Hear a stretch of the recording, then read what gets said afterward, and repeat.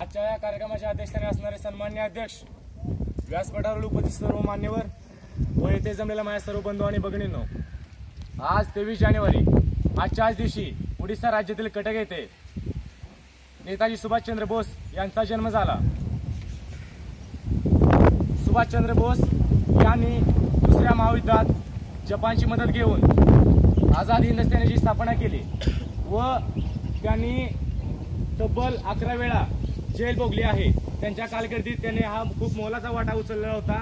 दुसऱ्या महायुद्धात त्यांनी खूप मोलाचे कार्य केलेले होते।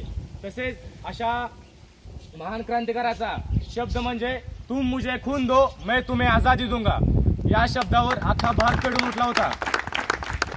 तसेच त्यांनी वापरलेला जय हिंद हा शब्द आज ही सर्व भारतीय खूप आदराने वापरतात। तसेच इंडियन आर्मीमध्ये सुद्धा आजही त्या शब्दाला चालता बोलता महत्त्व दिले जाते व त्याचा खूप आदर केला जातो। अशा या थोर क्रांतिकाराचा मृत्यू 18 ऑगस्ट 1945 रोजी झाला। एवढे बोलून माझे भाषण संपवतो। जय हिंद, जय महाराष्ट्र।